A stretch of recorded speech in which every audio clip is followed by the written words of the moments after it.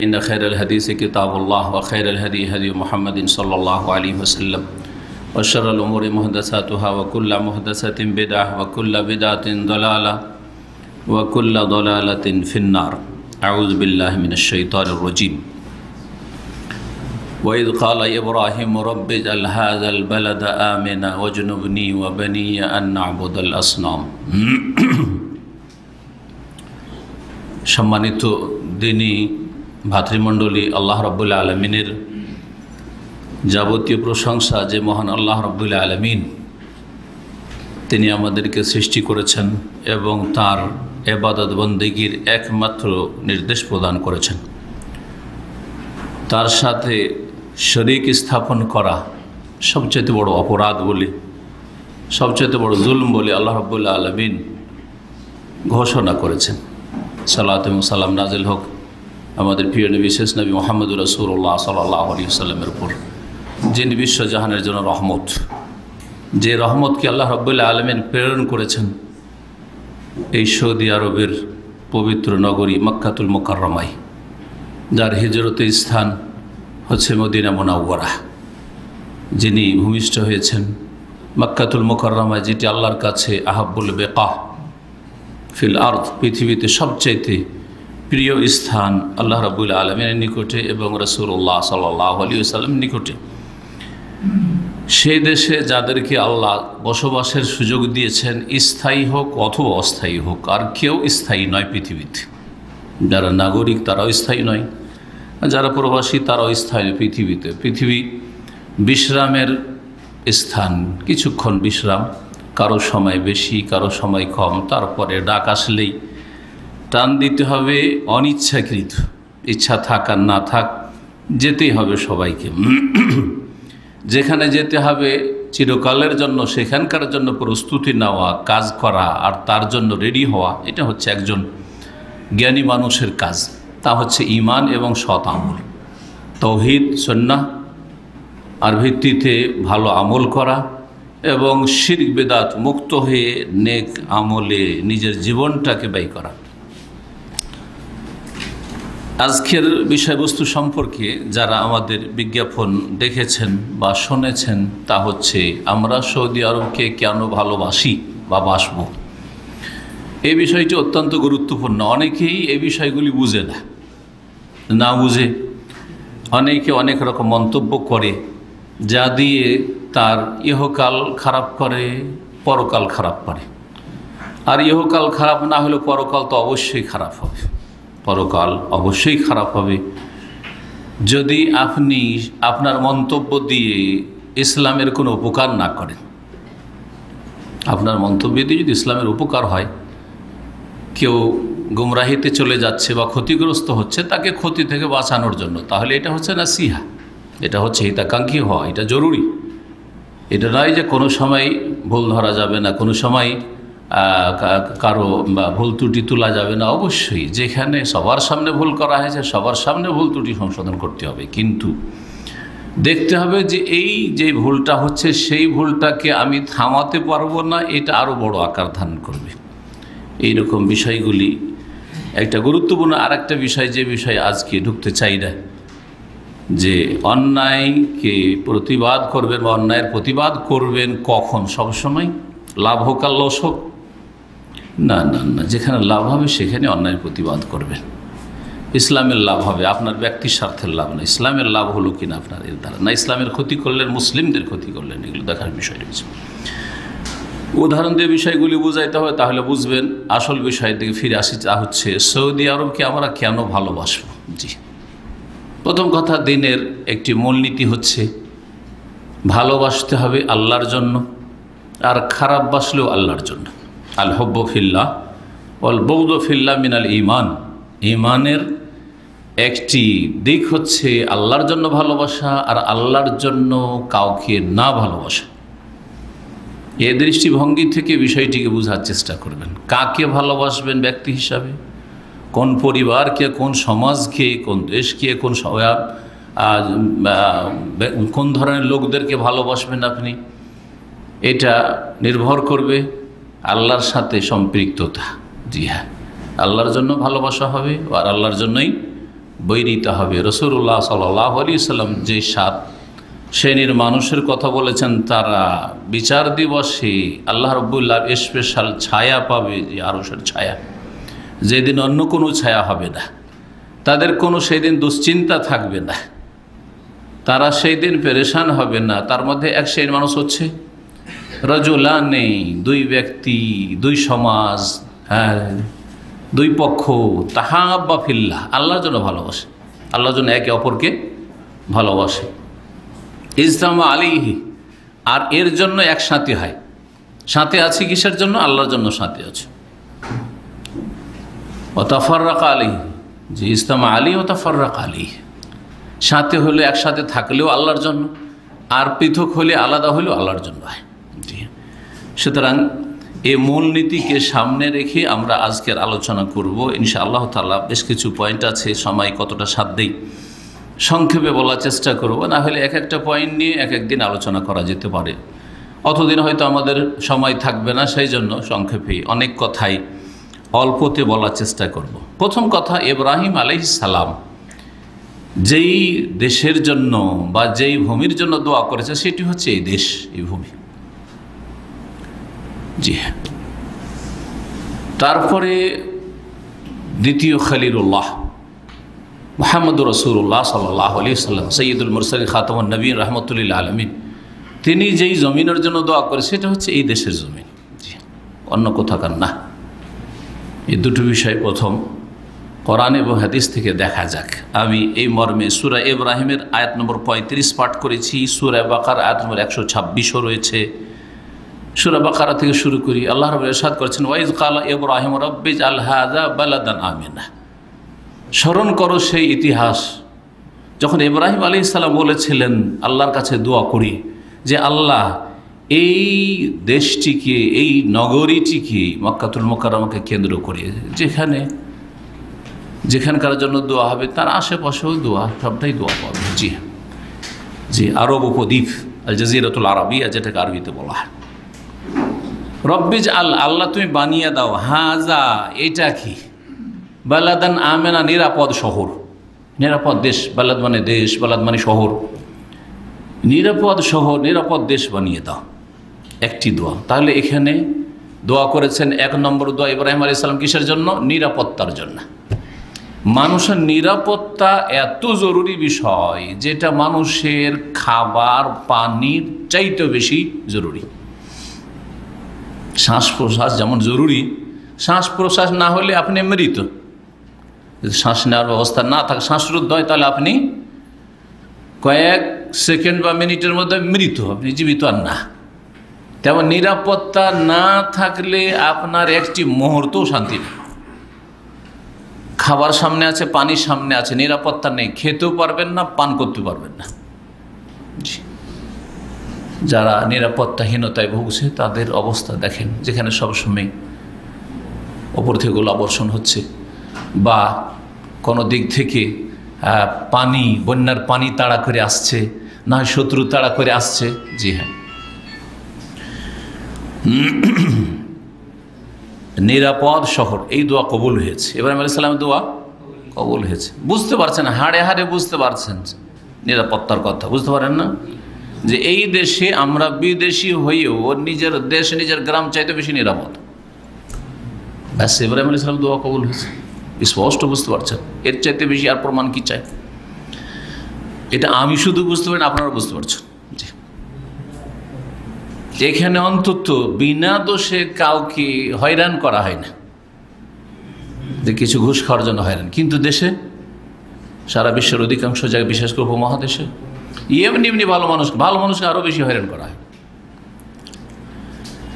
ওয়ারজুক আহলাহু মিনাস সামারাত। দ্বিতীয় দোয়া হচ্ছে, আল্লাহ এ দেশের মানুষকে ফলের তুমি রুজি দিও। রুজির বরকতের দোয়া করেছেন, আর রুজির মধ্যে ফলের রুজি সবচেয়ে ভালো। আজকাল যারা অসুস্থ তাদেরকেও ফল খেতে নিষেধ নেই, ফল খান, সুস্থ থাকবে।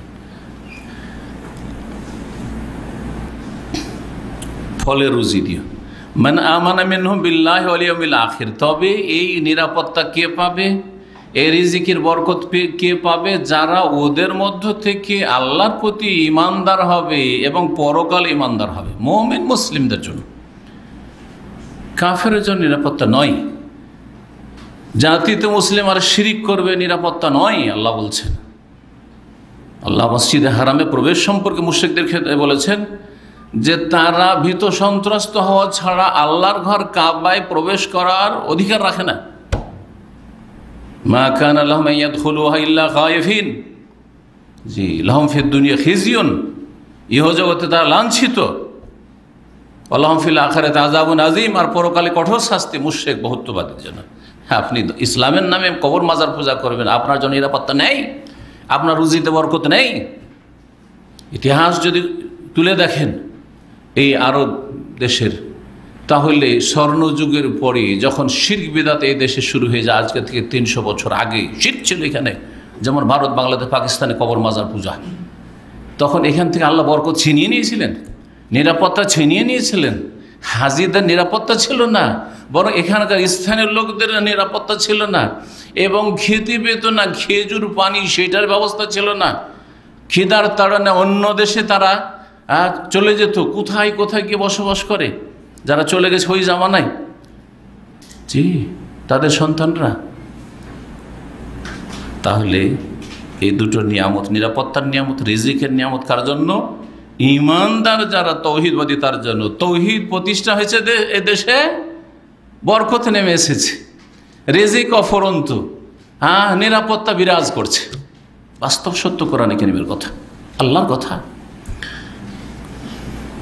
দোয়া যখন করলেন ইব্রাহিম আলাইহিস সালাম, কালা, আল্লাহ বলছেন ওয়ামান কাফারা, তবে শুনে রাখো ভালো করে, যারা কুফরি করবে, শিরক করাও কুফরি, আর নাস্তিকতা কুফরি। শুধু নাস্তিক কাফের না, যে শিরক করে সেও কুফরি করে, সেটাও বড় কুফরি। ওয়ামান কাফারা, যারা কুফরি করবে, ফাওমাত্তিউহু কালিলান, তাদেরকে কিছুদিনের ভোগের সামগ্রী দেবো, কিছুদিন খেতে দেবো। একেবারে অনাহার মারবেন না, ওরাও খাচ্ছে কিন্তু আমাদের আশেপাশে অসৎ লোক, বেদিন বেনামাজি এদেশে যারা আগাছা আছে, প্রবাসীদের কত বেনামাজি, কত বেদিন, কত বদ আকিদা নিয়ে এসছে, বদ আকিদের ভ্রান্ত আকিদার শিরকি কুফরি আকিদা নিয়ে, সুফিদের আকিদা নিয়ে আসছে, আবার ওই নিয়ে চলে গেছে, চরম বিদ্বেষী তৌহিদ সুন্নাহর এবং তৌহিদ সুন্নাহর দেশের। তারপর আল্লাহ ওদেরকে রিজিক দিচ্ছেন, আপনাদের অনেকের চাইতে অনেক টাকা পয়সা এখান থেকে রিয়াল ডলার বেশি নিয়ে যাচ্ছে। আল্লাহ ফাওমাত্তিউহু কালিলান, সামান্য ওদেরকে দেবো, সামান্য ভোগের সামগ্রী কয়েকদিনের জন্য দেবো। সুম্মা আযতাররুহু ইলা আযাবিন নার, তারপরে টেনে হেঁচড়ে জাহান্নামের আযাবে নিয়ে আসো। কয়দিন আমোদ ফুর্তি করবে, আর কত রিয়াল আর ডলার এখান থেকে নিয়ে যাবে, আর স্বর্ণ নিয়ে যাবে, চাঁদি নিয়ে যাবে, জাহান্নামে টেনে হেঁচড়ে আল্লাহ হাজির করবে। সূরা ইব্রাহিম আয়াত নম্বর 35 শুনে আপনাদেরকে, ওখানে এইরকমই দোয়া রয়েছে, ওয়াইদ কালা ইব্রাহিম রাব্বিজাল হাযাল বালাদা আমিনা, আল্লাহ এই শহরকে নিরাপদ বানিয়ে দাও, ওয়াজনুবনি, এবং আমাকে রক্ষা করো, ওয়াবানিয়া, আমার বংশধরকে, আমার ছেলে মেয়েদেরকে রক্ষা করো, আন্নাবুদাল আসনাম, শিরক থেকে, মূর্তি পূজা থেকে, শিরক থেকে রক্ষা করো। ইব্রাহিম আলাইহিস সালাম শিরক থেকে রক্ষার জন্য দোয়া করেছেন। কয়দিন আপনি দোয়া করছেন, সহি আকীদা বুঝেছেন, শিখেছেন, আর কতটা বা চেষ্টা করছেন ওই শিরক বিদআতের এলাকাতেই বাড়ি বেঁধে বসে আছে। হয়তো এখানে একটু দুটা পয়সা আছে, আপনার কেউ কিছু বলতে পারছে, দেশে গেলে একেবারে কোণঠাসা হয়, যখন একটু অভাব দেখা যাবে তখন আপনার উপর চেপে পড়বে বিদআতীরা। আর ওইখানে বাড়ি কেন করলেন আপনি? শিরক বিদআতের আখড়াতে। তারপরে আপনিও যদি ধরেন ঈমানটা বাঁচিয়ে নিলেন, শক্ত হয়ে থেকে গেলেন, এখান থেকে সহি আকীদা নিয়ে, আপনার ছেলেমেয়েরা এত শক্ত থাকবে না, তখন ভাবছে আমার বাপের মতো আমরা এত শক্ত হইতে পারবো না, বরং আপনাকে বলে আপনার বাপ কট্টর ছিল, সেই জন্য থেকেছে এত কষ্ট করে, যে যা বলছে তাই শুনবো, গ্রামের লোক, এলাকার লোক যা করছে তাই করবো, মাজারেরও চাঁদা দিবে, ওই মিলাদও করবে, শবে বরাতও করবে, শিরক বিদআত সব করবে, আবার ফিরে যাবে কয়েকদিন পরে আপনার ছেলেমেয়েরা। ওই সব জায়গায় থাকা জায়েজ নয়। সেই জন্য যদি তাদেরকে হেদায়েত করতে পারেন তাহলে থাকবে, আর না হইলে আপনার নিজের জান বাঁচাবেন, ছেলে মেয়েদের জান বাঁচাবেন। আগে আপনাকে বাঁচাইতে হবে, আপনার পরিবারকে বাঁচাইতে হবে, তারপরে গ্রামবাসীর কথা চিন্তা করতে, ওদেরকে বাঁচাইতে পারবো কি পারবো না জাহান্নামের আগুন থেকে আর শিরক বিদআত থেকে, তারপরে দেশবাসী, এলাকাবাসীর কথা চিন্তা করবেন। কু আনফুসাকুম ওয়া আহলিকুম নারা, নিজের থেকে শুরু করতে হবে। দেশকে বাঁচাতে গিয়ে নিজেই ডুবে গেলাম, না না, এটা ইসলাম বলে না। নিজেই ধ্বংস হয়ে গেলাম, নিজের ছেলে মেয়েকে ধ্বংস করে দিলাম, বরবাদ করে দিলাম, এই বড় আশা নিয়ে যে আমি গোটা এলাকাবাসীকে হেদায়েত করে দেবো, না, এটা ফর্মুলা আসলে নয় ইসলামের। আরও শোনেন, সূরা বাকারা নম্বর 124 আল্লাহ ইরশাদ করেছেন, ওয়াইয ইবতালা ইব্রাহিম রাব্বাহু ওয়াইয ইবতালা ইব্রাহিমা রাব্বুহু বিকালিমাত। ওয়াইয ইবতালা ইব্রাহিমা রাব্বুহু, স্মরণ করো যখন ইব্রাহিমকে তার পালনকর্তা আল্লাহ রাব্বুল আলামিন পরীক্ষা করলেন বিকালিমাত, কয়েকটি কথার মাধ্যমে, আদেশের মাধ্যমে, এটা করো, এইটা করো, এইটা করো, সবটা দিয়ে পাস। ফাতাম্মাহুন, আল্লাহ সবগুলিতে তৌফিক দিলেন সহজ তার জন্য, সবগুলি পুরা করে দিলেন তিনি, মানে সমস্ত পরীক্ষায় পাস। শুরু থেকে শেষ পর্যন্ত ইব্রাহিম আলাইহিস সালামের জীবনটাই হচ্ছে শুধু পরীক্ষার পরীক্ষা। পরীক্ষাতে বান্দা যখন সবগুলিতে পাস করে তখন আরও শক্ত হয়ে যায়। যেমন ইটকে, মাটিকে যত জ্বালাবেন তত শক্ত হবে, ঠিক তেমনি বান্দার পরীক্ষায় যত পরীক্ষা হবে আর পরীক্ষা আপনি উত্তীর্ণ হইতে পারেন তত বেশি আপনি শক্ত মুমিন হইতে পারেন আর শক্ত ইমানদার হইতে পারবেন। ফাতাম্মাহুন, যখন সবগুলি পরীক্ষায় পাস তো আল্লাহ কিছু বকশিস দিতে চাইলেন ইব্রাহিম আলাইহিস সালামকে। আল্লাহ বললেন, কালা ইন্নী জাইলুকা লিন্নাসি ইমামা, হে ইব্রাহিম তোমাকে আমি মানব জাতির জন্য ইমাম বানাতে চাই। আল্লাহু আকবার, বলেননি যে তোমার উম্মতের জন্য, ইব্রাহিমের উম্মতের জন্য, লিন্নাসে সমস্ত মানবতার জন্য তোমাকে ইমাম বানাতে চাই। অবাক হবেন যে ইব্রাহিম আলাইহিস সালাম যেমন আমাদের কাছে অনুসরণীয়, ইব্রাহিম সুন্নাত ইসলাম অনেক আছে। ইব্রাহিম আলাইহিস সালামকে আসল শ্রদ্ধা মুসলিম উম্মারাই করে, কিন্তু এমন পর্যন্ত খ্রিস্টানরা ইব্রাহিম আলাইহিস সালামের নাম নেও, হ্যাঁ, শ্রদ্ধার নজরে দেখে। ইহুদিরা পর্যন্ত ইব্রাহিমকে আব্রাহাম বলে তাকে শ্রদ্ধা করে যে হ্যাঁ তিনি আমাদের বড় ছিলেন। জি হ্যাঁ, তো ইব্রাহিম আলাইহিস সালামকে আল্লাহ ইমাম বানাতে চাইলেন যে তোমাকে ইমাম বানিয়ে দিই, তোমার এটা হচ্ছে পুরস্কার। কালা, তখন ইব্রাহিম বলছেন আমি একাই হব, আল্লাহ আমার ছেলেদেরকে ইমাম বানায়, ওদেরকেও নেতৃত্ব কিয়ামত পর্যন্ত দিও, অমিন যুররিয়াতি, আল্লাহ আমার ছেলেদেরকেও ইমামতি দিও, নেতৃত্ব দিও। কালা লা ইয়ানালু আহাদিজ জালিমিন, একটা শর্ত আছে, তোমার ছেলেরা নেতৃত্ব পাবে, পৃথিবীর ইমামতি পাবে, কিন্তু জালেম হইলে আমার প্রতিশ্রুতি জালেমের জন্য পুরো হবে না, হাসিল করতে পারবে না জালেমরা এটা পাবে না। তো তোমার ছেলেরা যদি জালেম হয়ে যায়, তোমার আগামী প্রজন্ম যদি জালেম হয়ে যায়, বড় জালেমকে শিরিক করে, আল্লাহ সরিয়ে দেবেন নেতৃত্ব থেকে।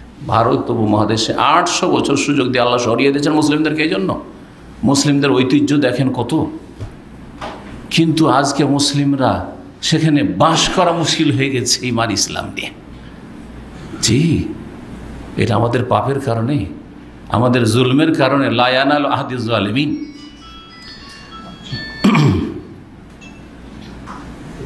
ওই লোকটাকে বাইরে চলে যেতে বলেন তো, একটু বাইরে যেতে, বেশি লোক কথা বলবেন না, পাশের লোক বলেন বাইরে চলে যাবে, লোকটা নতুন লোক হবে হয়তো। লা ইয়ানালু আহাদিজ জালিমিন। এখন সরাসরি শুরু করি, সৌদি আরবকে কেন ভালোবাসবেন আপনি? এই আয়াতগুলো থেকে কিছু জানতে পারলেন। এখানে আমরা নিরাপদ, এটা নিরাপদ দেশ, যেখানে নিরাপত্তা বেশি আছে সেখানটাকে ভালোবাসবেন না আপনি?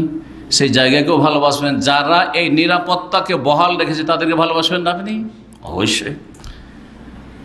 আপনি কারো বাড়ি যাচ্ছেন, ওখানে আপনি নিরাপদ না, ঝুঁকি আছে, আর আরেক জায়গায় আপনি নিরাপদ, নাকে তেল দিয়ে ঘুমান আপনি, কোনো চিন্তা নেই, ভালোবাসবেন কাকে বেশি? যেখানে নিরাপদ অবশ্যই ভালোবাসবেন আপনি।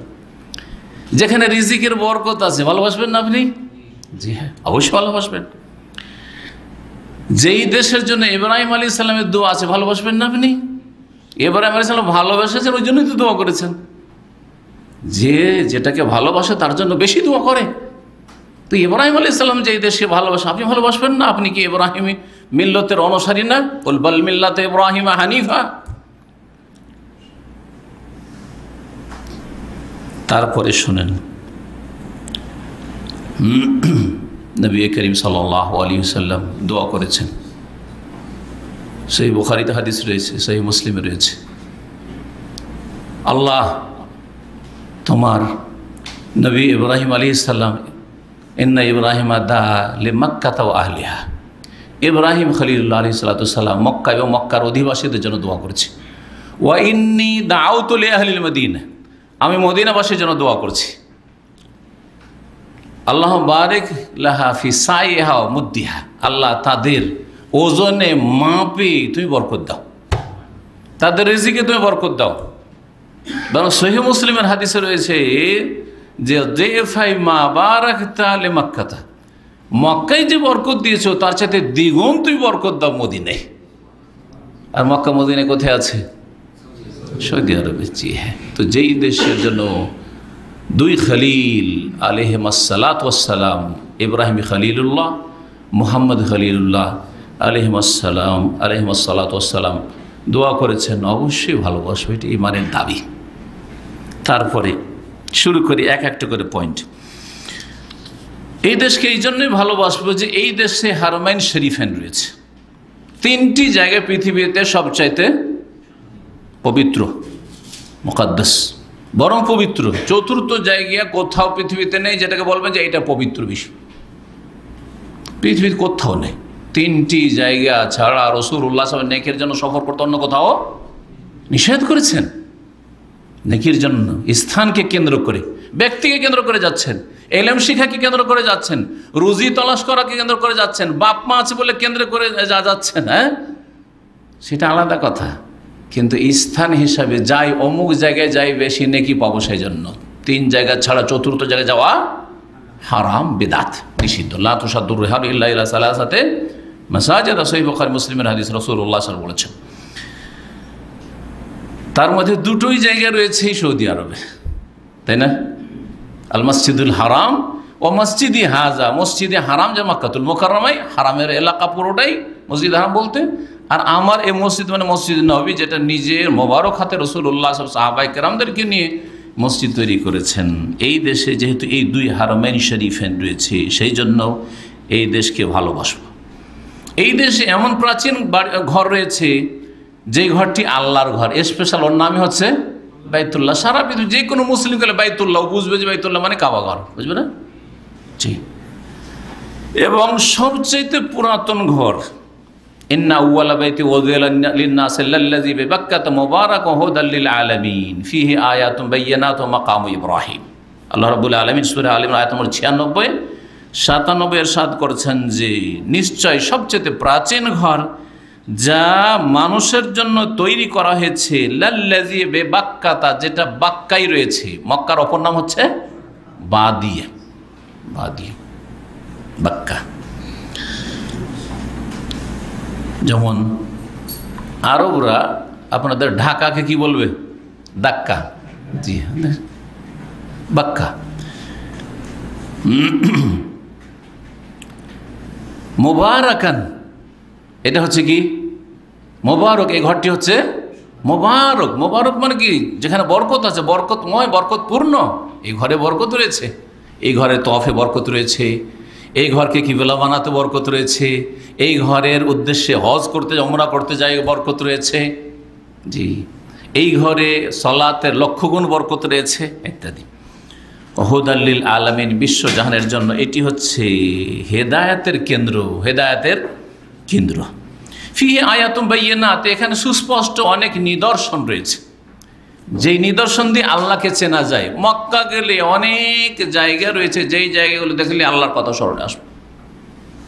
জমজম, মাকাম ইব্রাহিম, হাজরে আসওয়াদ, প্রত্যেকটি যখনই মনে হবে জমজম খুব কেমন করে তৈরি হলো, মাকামের ইব্রাহিমটা কোত্থেকে আসলো, হ্যাঁ, হাজরে আসওয়াদটা, এই পাথরটা কোত্থেকে আসলো, আল্লাহকে চেনা যাবে না? এই জামরাতগুলিতে কেন পাথর মারতে হবে? এখানে ইতিহাসে কি ঘটেছিল, ইব্রাহিম আলাইহিস সালাম কি করেছেন এবং তাকে আল্লাহ কিভাবে পরীক্ষা করেছিলেন ছেলেকে কোরবানি করার হুকুমের মাধ্যমে। সাফা মারোয়ার সাইতে মাঝখানে যে দৌড় দিতে হবে, আবার সাফাতে চড়তে হবে, আর মারোয়াতে চড়তে হবে, কেন চড়তে হবে? এই 7 চক্কর কেন? তখন ওই ইব্রাহিম আলাইহিস সালামের স্ত্রী ইসমাইল আলাইহিস সালামের মায়ের ঘটনা মনে আসবে। আয়াত, আল্লাহকে চেনার অনেক উপায় রয়েছে, ঈমান তাজা করার অনেক ব্যবস্থা রয়েছে। মাকাম ইব্রাহিম, আর বিশেষ করে এখানে মাকাম ইব্রাহিম রয়েছে। ওমান দাখালাহু কানা আমেনা, এখানে যারাই প্রবেশ করবে সে নিরাপদ থাকবে। মানুষ তো নিরাপদ, এখানে পশু পাখিও, শিকারী পশুও নিরাপদ, গাছপালাও নিরাপদ। জি, অপরাধীও নিরাপদ। অপরাধ যদি বাইরে থেকে করে যায় তাহলে ওকে বাইরে বের করার চেষ্টা করতে হবে। এই জন্য দণ্ডবিধানগুলি হারামের এলাকার ভিতরে কায়েম করা হয় না। হারামের বাইরে যারা মক্কায় অপরাধ করেছে, চোর হাত কেটেছে, না চোরের হাত কাটতে হবে, চোর চুরি করেছে হাত কাটতে হবে, তাই না? কেসাস, খুনিকে হত্যা করতে হবে কেসাসে। এগুলো কোথায় হয়? হারামের বাইরে। এই জায়গায় নিরাপদ। একমাত্র যে ওখানেই অশান্তি সৃষ্টি করবে, গোলযোগ সৃষ্টি করবে, তখন তাকে প্রতিরোধ করার জন্য, নির্মূল করার জন্য, সেই দমন করার জন্য সেখানেই মারতে হবে। তো এই দেশে যেহেতু হারমান শরীফান রয়েছে, সেই জন্য এই দেশকে ভালোবাসবো। স্বাভাবিক একটা টান আছে আপনার হারমান শরীফানের দিকে, যেখানেই থাকেন না কেন। আপনার এখানে আছেন, অনুভূতি একটু মোটা হয়ে গেছে, কম আছে, কিন্তু গরিব মানুষ, মহিলাদের অনেক ইমানদার মহিলা আছে। সুবহানাল্লাহ, আমার জীবনে এরকম ঘটেছে। আত্মীয় স্বজনদের মধ্যে গরিব মানুষ জীবনে হয়তো আশা করতে পারে না যে কোনোদিন মক্কা যেতে পারবো। দেখলেই কান্না শুরু করে দেয় যে আমরা কি কোনোদিন আল্লাহর ঘরটা দেখতে পাবো না, নবীর মসজিদে যেতে পারবো না, আমরা কোনোদিন হজ উমরা করতে পারবো না। আল্লাহু আকবার, কি যে ভালোবাসা, না দেখি ভালোবাসা। তো আপনি কেন ভালোবাসবেন না, যেখানে আপনার এই দেশের সাথে এছাড়াও দুনিয়ার মেলা স্বার্থ জড়িত রয়েছে। দিনী স্বার্থ নয়, শুধু দুনিয়ার স্বার্থ জড়িত রয়েছে।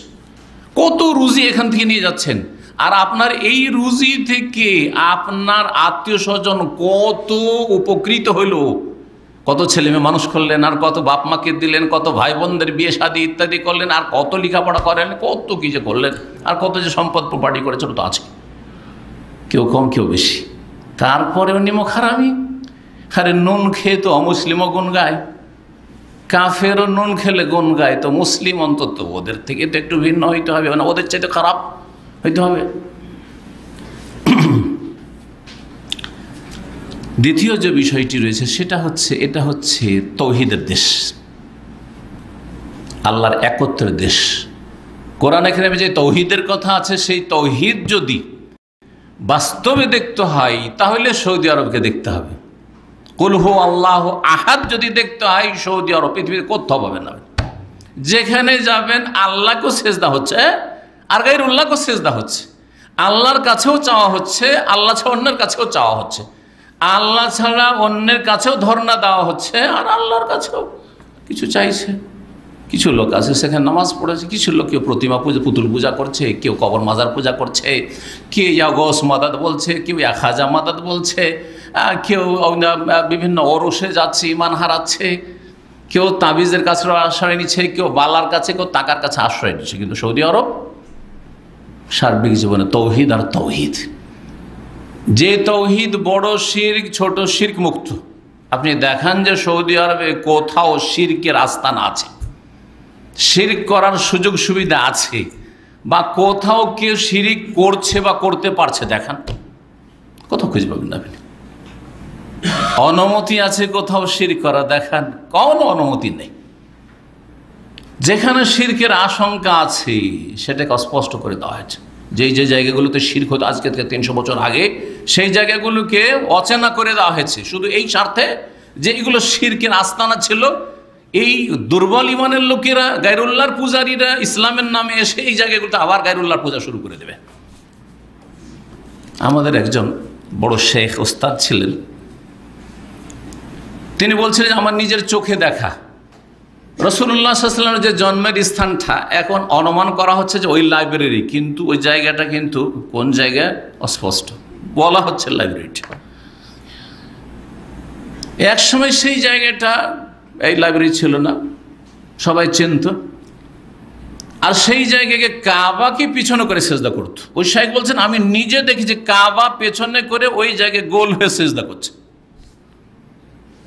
ভারত, বাংলাদেশ, পাকিস্তানের এক শ্রেণীর মুসলিমরা আলহামদুলিল্লাহ শিরক মুক্ত করা হয়েছে। যে গাছ থেকে বরকত হাসিল করতো তাইফে, গাছ কেটে শিরককে নিশ্চিহ্ন করে দেওয়া হয়েছে। যে গাছকে মহিলারা জড়িয়ে ধরতে গিয়ে বাচ্চা হয় না, গাছটাকে বুকে জড়িয়ে ধরলে আলিঙ্গন করলে বাচ্চা পেটে ধরবে, গর্ভধারণ করবে, আউযুবিল্লাহ, লজ্জাকর বিষয় ছিল, নিশ্চিহ্ন করে দেওয়া হয়েছে। এরকম বহু কাহিনী রয়েছে। শাইখুল ইসলাম আহমদ আব্দুল ওয়াহাব রহমতুল্লাহ আলাইহির দাওয়াত এবং তার যে প্রচেষ্টা তৌহিদ প্রতিষ্ঠার জন্য আর শিরক বিদআতকে উৎখাত করার জন্য আরব দেশে যে তার সংস্কারমূলক তাজদীদের কাজ হয়েছে, তাতে ওই সব ঘটনাগুলি উল্লেখ করা হয়েছে। বলছিলাম এটি হচ্ছে তৌহিদের দেশ। এ তৌহিদের ওপর এই দেশটি কায়েম হয়েছে তৌহিদের ওপর। পৃথিবীতে কোনো দেশ তৌহিদের ওপর কায়েম হয়নি। জাতীয়তার উপর কায়েম হতে পারে, যেমন পাকিস্তান জাতীয়তার উপর কায়েম হয়েছে, প্রতিষ্ঠিত হয়েছে, যে পাকিস্তানটা মুসলিম নেতারা নিয়ে ভারত থেকে পার্টিশন হইল, পাকিস্তান নিয়ে গেল। তারপরে সেটা ভাষার ভিত্তিতে আন্দোলন শুরু হলো, ভাষার ভিত্তিতে বাংলাদেশ কায়েম হইল। তাহলে কোনোটা ভাষার ভিত্তিতে কায়েম হয়েছে, কোনোটা মুসলিম জাতীয়তার ভিত্তিতে, আমরা মুসলিমরা আলাদা দেশ চাই, তার ভিত্তিতে পাকিস্তান কায়েম হইল। কিন্তু সৌদি আরব কিসের ভিত্তিতে কায়েম হয়েছে? আল্লাহ তৌহিদ, তৌহিদের ভিত্তিতে কায়েম। ভালো করে বিষয়টি বুঝেন, এই পার্থক্যটা জি, তৌহিদের উপর কায়েম হয়েছে।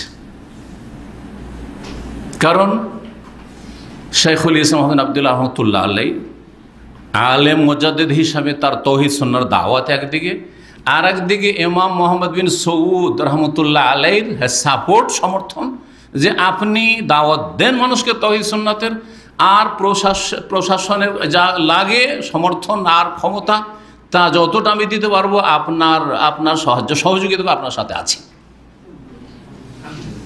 আল কোরআনের শক্তি আর সুলতানের শক্তি, দুই শক্তি একত্রিত হলে যে ফলাফল পাওয়া যায়, সেটা যদি দেখতে হয় তো এটা হচ্ছে সৌদি আরব। আল কোরআনের দাওয়াতের শক্তি মানে তৌহিদ সুন্নাহ আল কোরআন,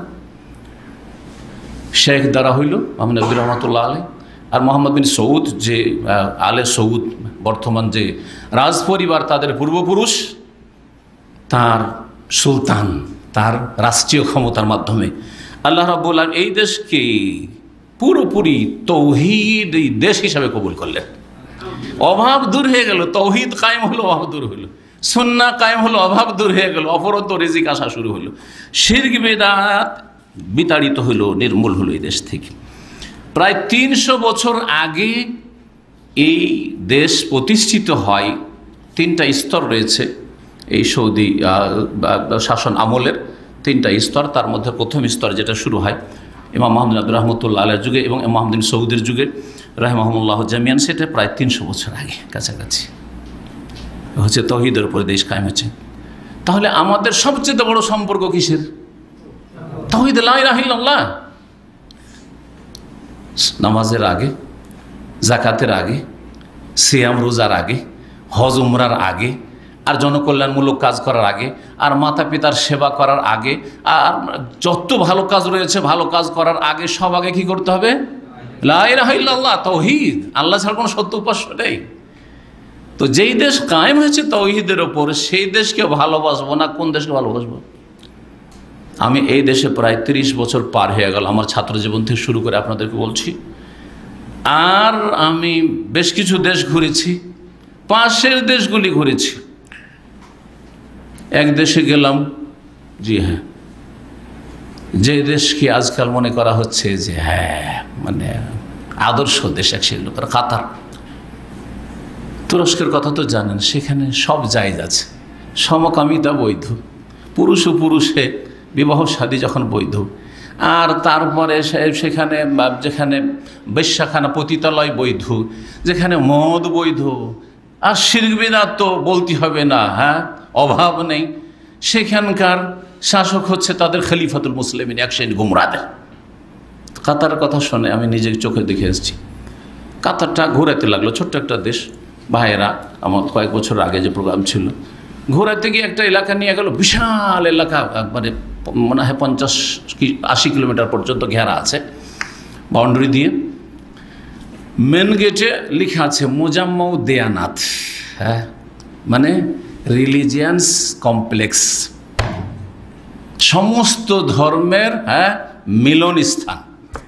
মুজাম্মা মানে হচ্ছে সঙ্গম স্থল বা মিলন স্থল, সমস্ত ধর্মের এখানে সঙ্গমের জায়গা। তার মানে এর মধ্যে যখন ঢুকে পড়বেন আপনি সেখানে সমস্ত ধর্মের আপনি উপাসনালয় পাবেন। একটা মসজিদ আছে, একটা গির্জা আছে, একটা মন্দির আছে, একটা শিখদের গুরুদুয়ারা আছে, ইহুদিদের আছে, মজুস অগ্নি পুজো সব আছে। এক কথা আপনি কি চান আপনি? তারপরেও আপনার পার্থক্য নজরে আসে না, কোনো পার্থক্য নজরে আসে না। শুধু আপনার তীরের আঘাত কার ওপর? তৌহিদের দেশের ওপর। আপনার আক্রোশ যে দেশে নুন খাচ্ছেন, যে দেশে রয়েছে তৌহিদ, যে দেশে যা কিছু আছে ভালো, দুনিয়ার সাথে তুলনা করলে কোনো দেশকে সামনে রাখতে পারবেন না আপনি, আর তার বিরুদ্ধে শুধু আপনার বিষোদ্গার, যত রকমের আপনার গ্লানি রয়েছে ভিতরে সব আপনি এই সৌদি আরবের বিরুদ্ধে আপনি উগলে ফেলছেন। আপনার অন্তর যে কত খারাপ এটি স্পষ্ট প্রমাণ করছে। সমিতি ভাতৃমণ্ডলী, এই দেশ, যে দেশের পূর্ব থেকে পশ্চিম, উত্তর থেকে দক্ষিণ, আমি এমন কোনো শহর নাই যে দেশে আমার বক্তব্যের দাওয়াতের ময়দানে আলহামদুলিল্লাহ যাইনি। উত্তর থেকে দক্ষিণ, পূর্ব থেকে পশ্চিম, প্রায় শহরে আলহামদুলিল্লাহ গিয়েছি সৌদি আরবের। আপনি ফিরে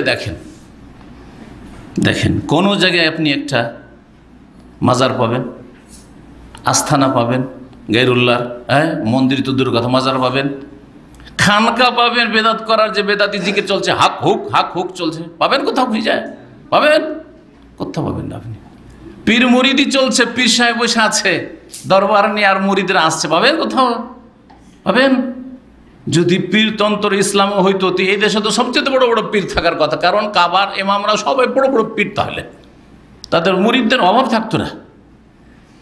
কিন্তু এই দেশের ওলামারা আল্লাহর মুরিদ বানায়, রাসূলুল্লাহ সাল্লাল্লাহু আলাইহি ওয়াসাল্লামের অনুসরণের মুরিদ বানায়, জি, মানুষের মুরিদ বানায় না। সমাজের ভাতৃমণ্ডলী, না শিরক পাবেন, না বিদাত পাবেন, না কবর পর গম্বুজ পাবেন, না পাকা কবর পাবেন। বাদশাহ আব্দুল্লাহর, বাদশাহ ফাহাদের, যে কোনো রাজা বাদশাদের কবর দেখেন, কাঁচা কবর, একজন গরিবের কবরের মতো। বাদশাহ ফয়সাল রহমতুল্লাহ আলাইহি এক সময় জিয়াউল হকের আমলে, পাকিস্তানের জিয়াউল হক, জিয়াউর রহমান বাংলাদেশ আর পাকিস্তান হচ্ছে জিয়াউল হক, জেনারেল জিয়াউল হক, ওই আমলে পাকিস্তান গেলেন। তো যখন গেলেন তো ওনাকে জিয়াউল হক নিয়ে গেলেন এতে, কি বলছে, যেখানে মোহাম্মদ আলী জিন্না, যে তাদের কায়েদে আজম, কায়েদে আজমের কবর আছে, সেখানে মাজার হয়ে আছে, মানে ফুল চড়া, চাদর চড়া, পাকা করা, সেখানে নিয়ে গেলেন। তো ওখানে গিয়ে তো সবাই সিজদা করলো, সব নেতারা পাকিস্তানি। ও দেখার পরে বলে, আমি এখানে ঢুকবো না। কেন? ইনি দেশের জনক, তারপরে জাতির পিতা, মোহাম্মদ আলী জিন্নাহ হচ্ছে পাকিস্তানের জাতির পিতা, তো একটু শ্রদ্ধা করি। তো বলছে যে তোমরা এটাকে পাকা করেছো, আর তারপরে এখানে তোমরা শ্রদ্ধা করবে, একটা মৃতকে শ্রদ্ধা করবে আর তার সামনে ঝুঁকবে। যদি এটাই করতাম তাহলে আমাদের কাছে সবচেয়ে বড় ব্যক্তিত্ব আছেন মোহাম্মদ রাসূলুল্লাহ সাল্লাল্লাহু আলাইহি ওয়াসাল্লাম। রাসূলুল্লাহ খবর আছে আমার মদিনা মুনাওয়ারায়, আমি সেই দেশের শাসক, আমি ইচ্ছা করলে সেটাকে স্বর্ণ দিয়ে, হীরা মণিমুক্তা দিয়ে বেঁধে পাকা করে আর সাজিয়ে, ফুল চড়িয়ে, চাদর চড়িয়ে, তারপরে সেখানে সেজদা করবো। আমি এখানে কেন আসবো? এখানে কেন শ্রদ্ধাঞ্জলি দিতে আসবো? এখানে কেন আসবো আমি? কথা বুঝতে পেরেছেন?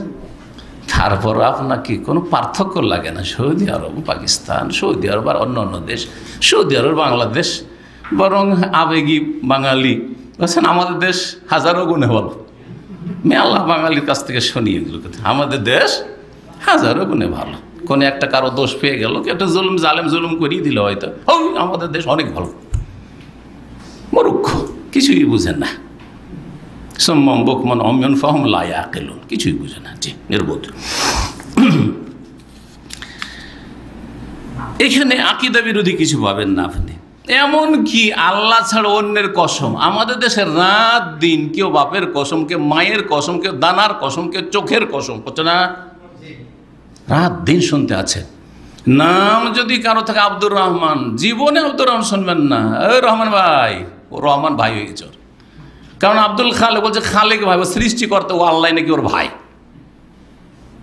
আব্দুর রাজ্জাক, ও রাজ্জাক ভাই, রিজিক দাতাই নাকি ওর ভাই হয়ে গেছে। এই হলো আমাদের জ্ঞানের পরিধি আর আমাদের ইসলাম। এই দেশের জীবনে কোনো সৌদিকে বলতে শুনেছেন রাজ্জাক তাল শুনেছেন? খালেক তাল শুনেছেন? নাম বলতে জানে, তৌহিদ বুঝে যে কোনটা তৌহিদ হবে কোনটা শিরিক হয়ে যাবে, বুঝে। জি, ছোট বাচ্চা বুঝে।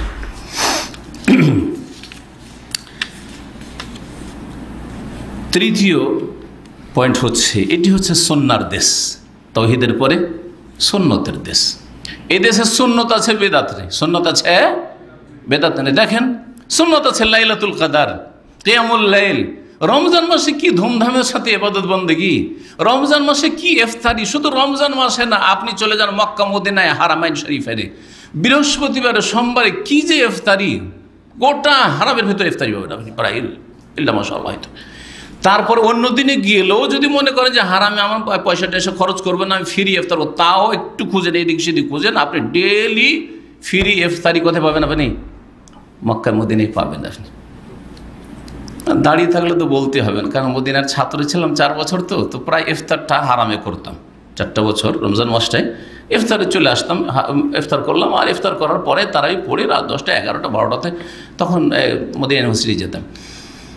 ও বাইরে নামতেই অনেক দূরে আছে হারামে, টানাটানি শুরু করে দিয়েছে। একজন এক হাত ধরে টানছে, আর একজন আর এক হাত ধরে টানছে, এই দস্তরখানের দিতে ও আর এক দস্তরখানে। তখন তো এত বড় দাড়িও ছিল না, ছোট দাড়িতেই এত ডাকাডাকি, সুবহানাল্লাহ। জি হ্যাঁ, পাবেন কোথাও খুঁজে? এটা এই দৃশ্য কোথাও খুঁজে পাবেন না আপনি। জি, সুন্নাতের দেশ। এই দেশে লাইলাতুল কদর আছে, শবে বারাত নেই। শবে কদর আছে, শবে বারাত নেই। শবে মারাজের ধুমধাম নেই। কথা বোঝা গেছে? এই দেশের সুন্নতি তরিকা আছে। এই যে কয়েকদিন পরে, আজকে কত তারিখ আরবি? হ্যাঁ, আরবি হচ্ছে আজকে 22 তারিখ, 22 জিলকাদ। মনে রাখেন, এই মাসটা শেষ হলেই কয়েকদিন পরে যে চাঁদ উঠবে, তখন থেকে শুরু করে 9-10 তারিখ পর্যন্ত, বরং 13 তারিখ পর্যন্ত দেখেন কি ইবাদত বন্দেগী, ফজিলত। এই যে হাদিসের ফজিলত আমল, এটা আমরা মাদ্রাসাতে পর্যন্ত আমরা দেখিনি দেশে। আহলে হাদিস মাদ্রাসায় পড়েও আমাদেরকে ওইভাবে তরবিয়ত দিয়ে শেখানো হয়নি। হাদিসে যখন পড়লাম যে এই দিনগুলি 10টি দিনের ফজিলত আছে, তখন একটু জানলাম, কিন্তু এইভাবে ফজিলত এই দিনগুলিতে জিকির আজকার করো, তারপরে তাকবীর পড়ো, তাহমিদ করো, প্রশংসা করো, এই দিনগুলিতে বেশি বেশি কোরআন তেলাওয়াত করো, এই দিনগুলিতে নেক আমল করো, এই দিনগুলিতে সিয়াম পালন করো, বিশেষ করে আরাফার রোজা গুরুত্বর সাথে করো। কোথায় পাবেন এগুলো? আছে দেশে ব্যক্তি পর্যায়ে 1000-এ একটা কেউ হয়তো নিজের ঘরে করছে, আশেপাশের লোকও জানতে পারে না। কিন্তু এখানে ভালো করে বুঝতে পারেন যে এগুলো পালন হচ্ছে। মসজিদে গেলেই বুঝতে পারেন আল্লাহু আকবার, আল্লাহু আকবার, লা ইলাহা ইল্লাল্লাহ, আল্লাহু আকবার, আল্লাহু আকবার, ওয়ালিল্লাহিল হামদ। বুঝতেই পারছেন যে চাঁদ উঠে গেছে, জিলহজ মাসের চাঁদ উঠে গেছে। তাহলে সুন্নাত আছে। কি বললাম? এই দেশে সুন্নাত আছে, বেদাত নেই, মিলাদ নেই, কোরআন খানি বক্সানো নেই। হ্যাঁ, আর কি, শবে বারাত নেই, হালুয়া রুটি নেই, আরও যত বেদাত। হ্যাঁ হ্যাঁ, মিলাদ তো বললাম, নিয়ত পড়া, সম্মিলিত মোনাজাত নেই, বেদাত নেই। সুন্নত আছে, সুন্নত আছে। কুনুতের দোয়া আছে, কুনুতের দোয়া সুন্নত, কুনুতের দোয়া আছে। তাহলে এখানে আপনি পাবেন সুন্নাত, পাবেন না বেদাত। সুতরাং এখানে সুফিদের সিলসিলা একটা পাবেন। আমাদের যে শরীয়তের চাইতে তরিকতই বেশি পটু। তরিকত বুঝেন, মারিফত কিছু বুঝেন, হ্যাঁ, হকিকত বুঝেন। হ্যাঁ, এইগুলো আছে আমাদের দেশে, জালিয়াতি আছে। এদেশে ওসব জালিয়াতি নেই। যা আছে আল্লাহ বলছেন, সুম্মা জাআলনাকা আলা শরিয়াতি মিনাল আমর। আল্লাহ শরীয়ত বলেছেন, শরিয়া আছে। শরিয়ার একটা দিক হচ্ছে আকীদা, শরিয়ার একটা দিক হচ্ছে ইবাদত, শরিয়ার একটা দিক হচ্ছে মুআমালাত, আখলাকিয়াত, ক্যারেক্টারস আছে। কিন্তু এখানে ওই সব কুসংস্কার উদ্ভট নেই। এই দেশে বেদাতি জিকিরও নেই, আর বেদাতি দুরুদ পড়া নেই। এই একটা দিন পড়ে দেখেন তো কোথাও একটা মসজিদে আল্লাহুম্মা সাল্লি আলা ধরিয়ে দেখেন তো, দেখি পারবেন? সাহস আছে? একদিন আমাদের এক ভাই, জানতো না বেচারা, দেশের পড়া আলেম, দাওয়াতি কাজে ঢুকেছেন আর পড়ে নিয়েছেন বালাগাল ওলা বেকামালেহি পড়ে দিয়েছেন। আর সাথে সাথে যে মদির সৌদি ছিল, ও আমাকে টেলিফোন করে দিয়েছে, যেহেতু জানতো যে আমি পুরাতন মানুষ। অনেক দিন আগের কথা বলছি, আপনাকে 15 বছর আগের কথা বলছি। তো বলছে, আর আমি কিন্তু সার্টিফাই করেছিলাম যে সহি আকিদার আহলে হাদিস মানুষ, ওকে রাখেন দায়ী হিসেবে। তো বলছে, শেখ মতি কে হাজা হাজা সবই বেদা, যে বেদাত করছে। সুবহানাল্লাহ, বালাগাল উলা পড়তেই বুঝতে পারছি, কিন্তু দেশের আল্লামাও বুঝে না যে বালাগাল উলা মানে বেদাত, বেকামালে বেদাত। কিসের বেকামালে? বেফজলিল্লাহ, আল্লাহর ফজলে। কিসের কামাল? নবীর কামালে না আল্লাহর ফজলে? আল্লাহর ফজলে। ওয়াকানা ফজলুল্লাহ আলাইকা আযীম। আল্লাহ তো বলছেন যে হে নবী, তোমার উপর আমার বড় ফজল রয়েছে। নিজের কামাল দিয়ে কেউ যদি বলে আমার কামাল দিয়ে আমি আপনাদের সামনে এত করে কথা বলতে পারছি, তো কত বড় মূর্খতা হবে। হ্যাঁ, আল্লাহ। তারপরে নবুয়ত, নবুয়ত তো সারা জিন্দগি সিজদায় পড়ে থেকেও নবুয়ত পাওয়া যাবে না? পাওয়া যাবে? কেউ যদি নবীর জামানায় বা তার আগে থেকেই সারা জীবন সিজদায় পড়ে থাকতো শুধু নবী হওয়ার জন্য, তো পেত? মুহাম্মদ রাসূলুল্লাহ ছাড়া কেউ পেত না। কারণ এটা কাসাবি নয়, মানে অর্জিত বস্তু নয় যে আমি মেহনত পরিশ্রম করে অর্জন করে নেব, উপার্জন করা সম্ভব নয়, এটা আল্লাহর দান। এটি হচ্ছে সুন্নাহর দেশ। জি হ্যাঁ, বিদআত নেই। সুতরাং সুন্নাতকে ভালোবাসবেন, যেখানে সুন্নাত পালন হয় ভালোবাসবেন, বিদআতকে ঘৃণা করবেন। সুতরাং যে সব জায়গায় বিদআত হয় সেইটাকে ঘৃণা করবেন। কেন সুন্নতের এলাকাকে ঘৃণা করবেন আপনি? তাহলে আপনার মধ্যে রোগ আছে, আর এই রোগগুলি আছে সারা পৃথিবীর অধিকাংশ মুসলিমরাই বিদআতপন্থী, যার ফলে তাদের তৌহিদের দেশ সুন্নাহর দেশকে ভালোবাসা সম্ভব হয় না। আসল দ্বন্দ্ব সেখানে রয়েছে।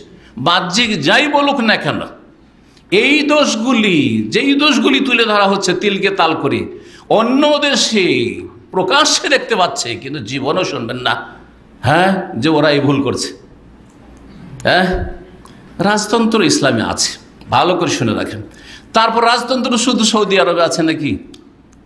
মোগলদেরটা রাজতন্ত্র না? বাদশাহ আওরঙ্গজেব কি রাজতন্ত্র পদ্ধতিতে রাজা হননি? বংশ পরম্পরা তিনি রাজা হয়েছেন। শুনেছেন কোনো ভারতের, পাকিস্তানের, বাংলাদেশের কোনো আলেম মোগল শাসন সম্পর্কে কেউ বলেছে রাজতন্ত্র? বলেছে? কেন? কাতারের রাজতন্ত্র নেই? কুয়েতে, দুবাইয়ে রাজতন্ত্র নেই? হ্যাঁ, অন্য দেশগুলিতে রাজতন্ত্র নেই? কত দেশে রাজতন্ত্র আছে, জীবনে শুনেছেন? জীবনে শুনেছেন? এমন কি যেটা তাদের খলিফাদের দেশ, হ্যাঁ, তুর্কি আমলটা পুরোটা রাজতন্ত্র। উসমানী খেলাফত কয়েকশো বছর রাজতন্ত্র নয়? আব্বাসীদের খেলাফতটা রাজতন্ত্র নয়? শুনেছেন তাদের বিরুদ্ধে কোনো কথা? কোনো কথা শুনেছেন? বল তাদের পক্ষে, তাদের পক্ষে শিরক আছে, বেদাত আছে, সুন্নাহ নেই, তৌহিদ নেই, আর সমস্ত পাপ সেখানে প্রকাশ্যে হচ্ছে। আর তারপরে সেখানে রাজতন্ত্র আছে কি? তারপরে সে রাজতন্ত্র দোষ না, অসুবিধা নেই, তোমরা যা পারবে তাই করো, তোমাদের দুশ্মন না। আসল দুশ্মনী তৌহিদ আর সুন্নাহর সাথে আছে, কিন্তু অন্য কোনো বাহানা দিয়ে দুশ্মনীটা করতে হবে। এটা হলো ব্যাপারটা, এটা হলো আসল রহস্য। জি, সম্মানিত ভাতৃমণ্ডলী, বোঝার চেষ্টা করবেন বিষয়গুলি কি। 4 নম্বর হচ্ছে যে এই দেশে আল্লাহর ঘরের যেইভাবে সেবা যত্ন করা হয়, আল্লাহর ঘরগুলিকে, মসজিদগুলিকে যেভাবে আবাদ করা হয়, মসজিদ যেভাবে নির্মাণ করা হয়, যত্ন করা হয়, সেটা পৃথিবীর কোথাও হয় না। পৃথিবীর কোথাও হয় না। যত ঘন মসজিদ পাবেন আর যত সুন্দর মসজিদ পাবেন সৌদি আরবে, পৃথিবীতে কোথাও পাবেন না। আপনি অন্য অন্য দেশে গিয়ে থাকেন, 10 মিনিট 15 মিনিট হেঁটে চলে যাচ্ছেন, কোনো মসজিদই নেই। 5 ওয়াক্ত নামাজে যাওয়াই মুশকিল, গাড়ি ছাড়া যাওয়াই যাবে না। জি, আজান শুনতে পান না। আর এদেশে থাকলে কত দিক থেকে আজান কানে আসছে, আজান কানে আসছে। আর আজান কানে আসা মানে বরকত আর বরকত।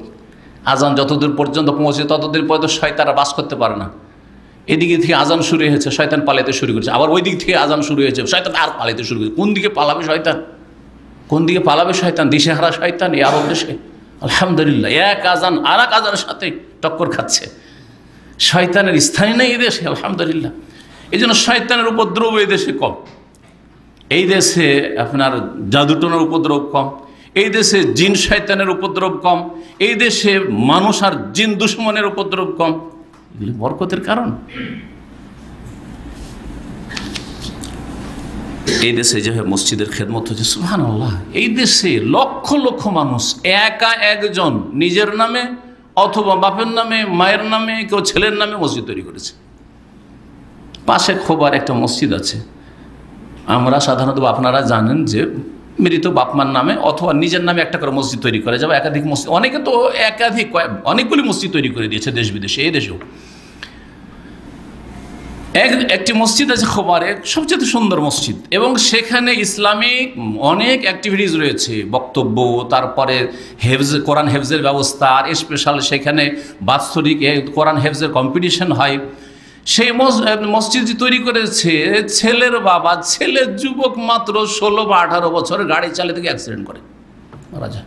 ওই ছেলের নামে মসজিদ তৈরি করেছে, আর এতগুলি দাওয়াতি কাজ আর কোরআন সুন্নাহর খেদমত করছে আলহামদুলিল্লাহ। এই মসজিদের নাম আমাদের ছেলেরা বলতে পারবে, জি, কারণ আমার ছেলেরা ওইখানে কম্পিটিশনে হাজির হয়েছে আলহামদুলিল্লাহ একাধিকবার। তো এই দেশে যেভাবে আল্লাহর ঘরের খেদমত হয়, আর বিশেষ করে বাইতুল্লাহর খেদমত আর মসজিদ নববীর খেদমত দেখতে পাচ্ছেন।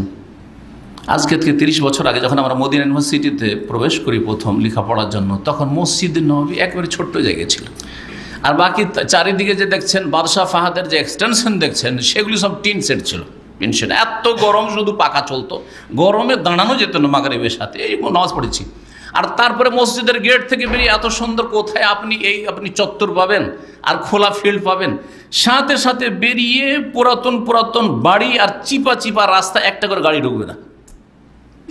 পুরাতন বাড়ি যে এই হয় দওয়াসের আছে না, পাশের মহল্লাটা পুরাতন মহল্লা, যে বাড়িগুলো ভেঙে পড়ছে, মাটির বাড়ি, ওই রকম মাটির বাড়িগুলো হাজার চারিদিকে ছিল। যখন তখন আগুন লেগে যেত। আমাদের আগের খবর বলছি, সেখানে এসে শুনলাম যে এগুলো আমরা আসার পরে ভেঙে ফেললো কয়েক মাসের মধ্যে আলহামদুলিল্লাহ। তারপরে কাজ শুরু হয়ে গেছিল। তো এইগুলোতে যখন তখন আগুন লাগতো, আর সেই আগুনে অনেক সময় মসজিদ নববীর ক্ষয়ক্ষতি হতো। এই ছিল অবস্থা। এত বিশাল খেদমত যা হারমাইন শরীফের মসজিদ নববী আর মসজিদে হারামের এই সৌদি আরব এবং সৌদি আরবের শাসকরা আলে সৌদ হাফেজাহুল্লাহ তাআলা করেছে, আর তারপরে কত যে সুবিধা করেছে। এছাড়াও যেই সুবিধাগুলি হাজিদার করেছে এখানে বলে দেওয়ার সাথে সাথে, এক সময় জামরাতে প্রতি বছর দুর্ঘটনা হতো। পাথর মারতে গেলে একটা দুর্ঘটনা বা একাধিক দুর্ঘটনা হবেই, কিছু লোক মরবে। অবস্থা ছিল আমাদের যুগে। আল্লাহ বাঁচিয়েছে আমাকে একবার ওইরকম পরিস্থিতিতে, লম্বা ঘটনা বলার সময় নেই, কিন্তু আলহামদুলিল্লাহ আল্লাহ কিছু হায়াত রেখেছিল সেই জন্য। নাহলে সেটা ছিল আমার 95 বা 94-এর অবস্থা। কোথায় সেই যুগে যৌবনকালে ওদের পাশ করার পরে আল্লাহু আকবার, পাথর মারতে গিয়ে যে নিরাপদ ফিরে আসতে পারবো কিনা। এখন পাথর মারতে আরামে যাচ্ছেন, আরামে আসছেন, কোনো চিন্তা নেই। এক রাস্তা দিয়ে যাচ্ছেন, আর এক রাস্তা দিয়ে আসছেন, কোনো চিন্তা নেই। জাননি কয় তলা করে দেওয়া হয়েছে, হয়তো অনেকে দেখেননি। হ্যাঁ, জি হ্যাঁ, কয়েক তলা করে দেওয়া হয়েছে। আর সেই জামারগুলি অনেক বড় করে দেওয়া হয়েছে। ছোট্ট ছিল তো, ছোট্ট একটা পিলার ছিল। আল্লাহু আকবার, মারতে গিয়েও মরতো অনেকে, রাস্তাতে মরতো। এটা সম্প্রসারণ হইল। তারপরে সাফাতেও এক সময় কিছু লোক মারা গেল। সাফাতে এমন চিপে যেত একটা জায়গায়, সাফা মারকে এত প্রশস্ত করে দিয়েছেন যে মাশাআল্লাহ, দেখেন এখন কত বড় করে দিয়েছে। তারপরে মাতাফে ভিড় ভাড়, নিচে তওয়াফ করা সম্ভব হয় না হজ মৌসুমে, রমজান মাসে।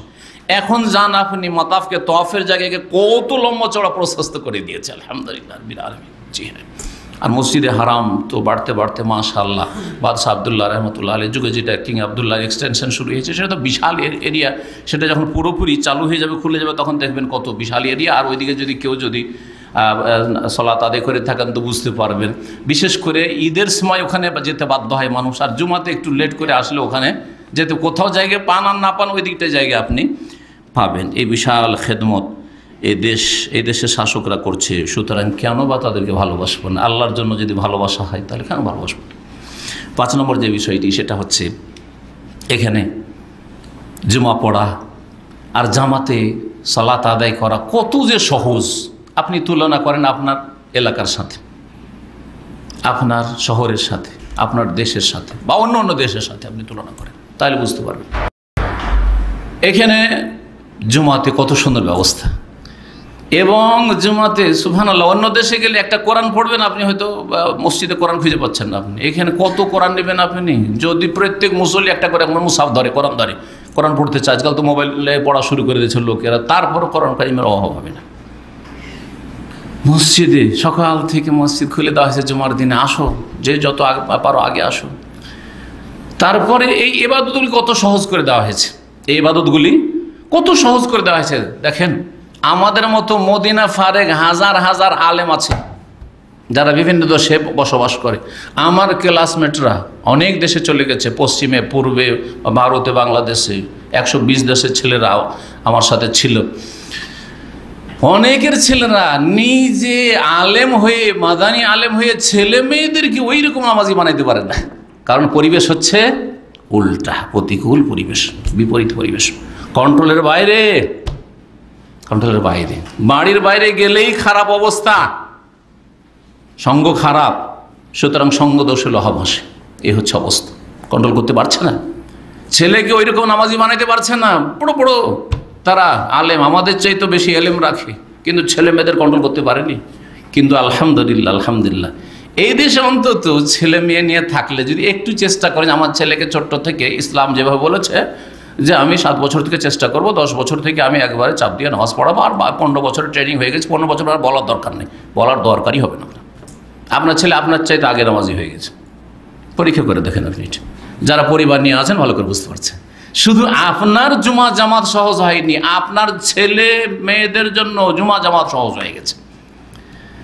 জানতে পারছেন কখন জামাত হচ্ছে দেশে, বুঝতে পারেন না কখন জামাত হয়ে গেল, কখন কে নামাজ পড়ে চলে গেল, জামাতই পাওয়া যায় না, প্রায় একা পড়তে হয়, আর না হলে জামাতে কি যে নামাজ, বেদাতি নামাজ, কোন দিকটা বলবো। জি, এই দেশে জুমা জামাত এবং ছেলে মেয়েদেরকে নামাজি বানানো কত যে সহজ, সুবহানাল্লাহ। এটা এই দেশে যারা পরিবার নিয়ে আছে এবং ছেলে মেয়েকে মুসলিম করার চেষ্টা করেছে, নামাজি করার চেষ্টা করেছে, তারা ভালো করে বুঝতে পারবে। এই দেশে নামাজ পড়লে কেউ আপনাকে পেরেশান করবে না, বরং সম্মান করে ভালোবাসবে। মুসল্লি, 5 ওয়াক্ত নামাজি, সবাই ভালোবাসবে আপনাকে, আপনার ছেলে মেয়েদেরকে ভালোবাসবে, ছেলেরা আপনার নামাজ পড়তে ভালোবাসবে। বরং প্রত্যেক নামাজে পানি আছে, অনেক মসজিদে খেজুর আছে, গাহুয়া পর্যন্ত আছে। দাম্মামে এক মসজিদে গেছি এক সময়, দুপুরবেলা ছিল সম্ভবত, অথবা সন্ধ্যাবেলা ছিল, 5 ওয়াক্ত নামাজে খেজুর থাকে, গাহুয়া থাকে, জুস থাকে। দাম্মামে আছে, কাছেই 3-4 কিলোমিটার দূরে আছে। জি, খেজুর তো অনেক মসজিদেই থাকে। জি হ্যাঁ, কয়েকদিন আগে আমার মসজিদে দেখছি খেজুর আছে, চকলেট আছে, জুসও আছে, পানিও আছে। সুবহানাল্লাহ। আসরের সময়, জোহরের সময় আমি চিন্তা করলাম যে এই যে এত গরম, এই গরমে যাতে করে আকৃষ্ট হয় বাচ্চারা, গরমে যেতে চাইবে না মসজিদে, হ্যাঁ, জোহর আসরে। যখন জানবে যে একটু চকলেট পাওয়া যাবে, ওখানে খেজুর পাওয়া যাবে, ওখানে জুস পাওয়া যাবে, দিবে দৌড়। আর এইভাবে তরবিয়তটা হোক না কেন, এটা তরবিয়তের তরিকা। বা শেরু, মানুষকে আকৃষ্ট করো, মানুষকে উৎসাহিত করো। জি, তো এই দেশে জুমা জামাত খুব সহজ। এই দেশে হাজী সাহেবদের যে খেদমতটা 1400 বছরের ইতিহাসে কখনো হয়নি। আল্লাহু আকবার, অসাধারণ খেদমত হাজী সাহেবদের। আপনি কল্পনা করতে পারেন না যেইভাবে হাজীদের খেদমত করা হয়, ইসলামের ইতিহাসে কোনো যুগে খুঁজে পাবেন না। জি হ্যাঁ, আমি তুলনা করব না খোলাফায়ে রাশিদের যুগের সাথে, কারণ তখন যেই রকম শক্তি সামর্থ্য ছিল ওই হিসাবে অনেক বেশি ছিল, অনেক বেশি খেদমত হয়েছে। কিন্তু তার পরের যুগগুলির সাথে যদি তুলনা করে দেখি, তো আজকের যুগের সাথে তুলনাই করা যাবে না। মক্কার হারামের কথা বললাম, তওয়াফের জায়গা, সাইয়ের জায়গা, জামরাতের জায়গা, এসব যে প্রশস্ত করা হয়েছে, সুবিধাজনক করা হয়েছে। একসময় রাস্তাঘাট ছিল না, আজকে জানেন, আজকে তো এখন তো অনেক রাস্তা বেড়ে গেছে। আপনাদের অবগতির জন্য বলছি, একটা দিন আরাফা যেতে হবে, আরাফা যেতে হবে মাত্র একদিন, সকালে যেতে হবে আর বিকালে সন্ধ্যাবেলা সূর্য ডুবলে চলে আসতে হবে, তাই না? একটা দিনের জন্য রাস্তার দরকার। কতটি রাস্তা হইতে পারে শুনেছেন কোনোদিন আমার কাছ থেকে? যখন আমি ছাত্র ছিলাম, 1989 থেকে নিয়ে 93 ছাত্র ছিলাম, এই সময় প্রথম আমার মক্কার এক সঙ্গী ছিল, সহপাঠী, আপনার বাংলাদেশের, ফুটিয়া, আপনার কক্সবাজারের। তো ওই ভাই নিয়ে গেল ঘুরে এলো, যেহেতু মক্কাতে ছোট থেকে সে মানুষ হয়েছে, খুব ঘুরে এলো। আর তারপর বললো, আপনি জানেন, আমাকে বলছে যে ভাই জানেন যে এখানে কতগুলি রাস্তা আছে আরাফা আসার জন্য? বলছি কতটা হইতে পারে? 2-4টা হবে। বলছে 12টা রাস্তা আছে। 1990-এ তখন 12টা রাস্তা শুধু ছিল, তার মধ্যে একটা শুধু ফুটপাথ, জানা তারিকুল মুসাত ওটার নাম, যারা পায়ে হেঁটে আসে, জি, পায়ে হাঁটা লোকদের জন্য। আর বাকিগুলো সব হচ্ছে যে রোড রাস্তা, যেগুলো দিয়ে গাড়ি চলে। খেমাগুলো দেখেছেন, টেন্ট, তাঁবুগুলো লাগানো আছে, কিভাবে এসি লাগানো আছে, হ্যাঁ, জি হ্যাঁ। একসময় আগুন লেগেছে, এখনকার খেমাগুলি এমন যেগুলোতে, হ্যাঁ না না এগুলো কি বলে যেগুলোকে, হ্যাঁ না না আরেকটু কি বলে, ফায়ার কি বলে, ফায়ার প্রুফ, মাশাআল্লাহ, হ্যাঁ হ্যাঁ ইংলিশটা মনে করছিলাম, ফায়ার প্রুফ, আগুন ধরবে না, আগুন ধরবে না। আর তারপরে এক সময় ওই গ্যাস ট্যাস দিয়ে পাকশাক হইতো, ওগুলো যেখানে সেখানে পাকশাক হইতো ওটাও বন্ধ করে দিয়ে খাস জায়গাতে পাক হয় যাতে করে নিরাপদ মানুষ থাকতে পারে। সুবহানাল্লাহ, নিরাপত্তার জন্য কত ব্যবস্থা করা হয়েছে। স্বাস্থ্যসেবা, অসাধারণ স্বাস্থ্যসেবা, আপনারা জানেনও না। মেনাই, মুজদালেফায়, আরাফায় বছরে একদিন না হয়, মেনা হইলে 3 দিন 4 দিন, তাই না? 8 তারিখ আর 10, 11, 12, 13, তাই না? এর জন্য বিশাল বিশাল হাসপাতাল আছে, অনেকগুলি হাসপাতাল আছে। আর মজার কথা শুনবেন, মুমূর্ষ যদি হাজি থাকে, মুমূর্ষ হাজি, কারণ বাংলাদেশ থেকে এসেছে, মুমূর্ষ অবস্থায় মদিনায় কিং ফাহাদ হসপিটালে মুমূর্ষ অবস্থায় আইসিইউতে তাকে নিয়ে যাওয়ার ব্যবস্থা করা হয়, যে এর হজটা যাতে বরবাদ না হয়ে যায়, নিয়ে যাওয়া হয় অ্যাম্বুলেন্সে করে, আরাফার দিনে ডাইরেক্ট আরাফার হাসপাতালে নিয়ে রাখা। খবর রাখেন না এগুলো কেউ? জি হ্যাঁ, যাতে করে আরাফাতে অন্তত মুমূর্ষ অবস্থায় থাকলেও যে অবস্থানটা করলো, হজ্জ আরাফা, হজটা তার হয়ে যায়। সুবহানাল্লাহ, এখন খেদমতগুলোর জন্য এই দেশে বরকত আছে। আর একটা কথা, কেউ যদি মনে করে যে হজ করে আসবো, 1 রিয়াল খরচ করব না, আমি ফ্রি খেয়ে হজ করে আসবো, ফ্রি পান করে হজ করে আসবো, জুস, লাবান আর পানি, কোনো অসুবিধা হবে না, কোনো অসুবিধা হবে না। জি, এত খাবার বিতরণ হয়, এত পানীয় বিতরণ হয়, সুবহানাল্লাহ। জি, এসব খেদমত এখানে হয়ে থাকে। চিকিৎসা হাজিদের সব ফ্রি, ফ্রি চিকিৎসা। জি আলহামদুলিল্লাহ। আপনি এখানকার হাজি, যান ওখানে, আমার একটু সর্দি কাশি হয়েছে, আমি বহুবার গেছি হাসপাতালে, একটু সর্দি কাশি, চলে গেলাম, হ্যাঁ দিয়ে দিল ওষুধ। জি, 10টা বেজে গেছে, আর 6টি পয়েন্ট বললাম, আমার কাছে নোট করা আছে 15টি পয়েন্ট, এখানে আরও আছে, কিন্তু আজকে মনে করছিলাম যে 15টি বলতে পারবো, কিন্তু সংক্ষেপ করেও 15টি বলতে পারলাম না, 6টাই পয়েন্ট বললাম। আর বাকি শুধু পয়েন্ট না শুনিয়ে বাকিগুলি থাকলো ইনশাআল্লাহ তাআলা সময় সুযোগে আলোচনা করব। এই সময়গুলি অন্য অন্য আলোচনার দাবি রাখে, তার মধ্যে একটা হচ্ছে জিলহজ মাসের 10টি দিনের ফজিলত। এই সম্পর্কে একটি হাদিস আপনাদেরকে শোনায়, রাসূলুল্লাহ সাল্লাল্লাহু আলাইহি ওয়াসাল্লামের সহিহ হাদিস, মা মিন আইয়ামিন আল আমালুস সালিহ ফিহা আহাব্বু ইলাল্লাহি মিন হাযিহিল আইয়াম। এমন কোনো দিন নেই যেই দিনগুলির নেক আমল এই 10টি দিনের নেক আমলের চাইতে বেশি প্রিয় হতে পারে আল্লাহ রাব্বুল আলামিনের কাছে। সাহাবীরা জিজ্ঞেস করলেন, জিহাদু ফি সাবিলিল্লাহ, আল্লাহর রাস্তায় কেউ যদি জিহাদ করে, কেউ আল্লাহর রাস্তায় জিহাদ করছে সশস্ত্র, বদর উহুদের মতো ওই রকম জিহাদ, যারা সত্যি ফি সাবিলিল্লাহ, আর একদল বাড়িতে বসে বা মসজিদে বসে আল্লাহর ইবাদত বন্দেগী করছে, নেক আমল করছে এই জিলহজ মাসের 10টি দিনে, তো তারপরেও কি মুজাহিদের চাইতে বেশি এরা সওয়াব পাবে? ওয়ালাল জিহাদু ফি সাবিলিল্লাহ, এমনকি জিহাদের চাইতে বেশি ফজিলত হবে এই দিনের নেক আমলগুলি। ইল্লা রাজুলুন খারাজা বিনাফসিহি ওয়া মালি ফালাম ইয়ারজি মিন যালিকা বিশাই।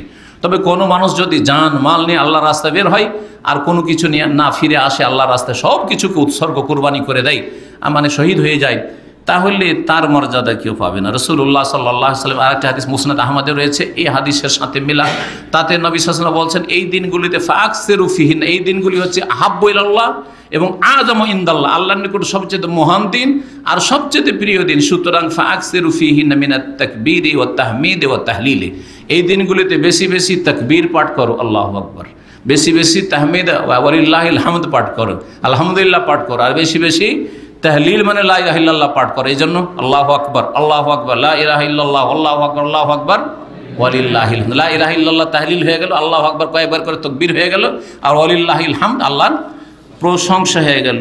এছাড়াও যে কোনো নেক আমল করে, বিশেষ করে আরাফার যে 9 তারিখ, সেই দিনটা কি করবেন?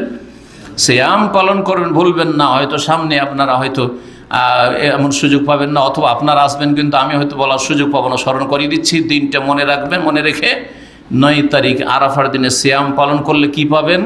রাসূলুল্লাহ সাল্লাল্লাহু আলাইহি ওয়াসাল্লামকে জিজ্ঞাসা করে বলেন, ইউকাফিরু সানাতাল মাদিয়া ওয়াল বাকিয়া, গত 1 বছরের গুনাহ কাফারা মোচন হবে আর আগামী 1 বছরের গুনাহ মাফ হবে।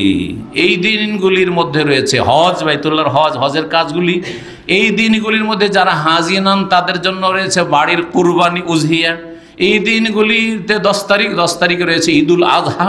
হ্যাঁ, এইরকম বহু এবাদত বন্দিগি রয়েছে। আল্লাহ যেন সুন্নতি কাজগুলি করার তৌফিক দান করেন এবং বিদআত থেকে বেঁচে থাকার তৌফিক দান করেন। এছাড়া কুরবানির মাসাইল জানার প্রয়োজন রয়েছে, তবে আমাদের আলোচনা প্রতি বছর আছে, আর আমাদের আরও শেখেরা আছেন, ওনাদের আলোচনা হবে। হজের আলোচনা আগামীকালকে অনেকে রিকোয়েস্ট করেছেন, ইনশাআল্লাহ তাআলা হজের ওপর কিছু আলোচনা রাখবো আমাদের হাদিসের ক্লাসের সাথে সাথে। আল্লাহ যেন আমাদেরকে নেক আমলে তৌফিক দান করেন এবং আমাদের নেক আমল কবুল করেন। আল্লাহ হাজিদের হজ কবুল করেন। হাজি সাহেবদেরকে যারা যেখান থেকে আসবে আল্লাহ যেন হেফাজতে নিয়ে যান, হেফাজতে রাখেন, হেফাজতের সাথে নিরাপদ যেন সহি সালামত বাড়িতে ফেরার তৌফিক দান করেন। যারা হজ করেছেন আল্লাহ তাদের হজ যেন কবুল করেন। যারা হজ করেছেন আল্লাহ তাদের বারবার হজ করার তৌফিক দান করেন। যারা হজ করেননি তাদেরকে আল্লাহ ফরজ হজ আদায় করার তৌফিক দান করেন। যদি ফরজ না হয়ে থাকে, আর্থিক সচ্ছলতা না থাকে, আল্লাহ যেন সচ্ছল করে দেন, রুজিতে বরকত দান করেন এবং আল্লাহ আপনাদের সকলকে যেন বাইতুল্লাহর হজ করে দেশে যাওয়ার তৌফিক দান করেন। সুবহান রাব্বিকা রব্বিল ইজ্জাতি আম্মা ইয়াসিফুন ওয়া সালামুন আলাল মুরসালিন ওয়ালহামদুলিল্লাহি রাব্বিল আলামিন।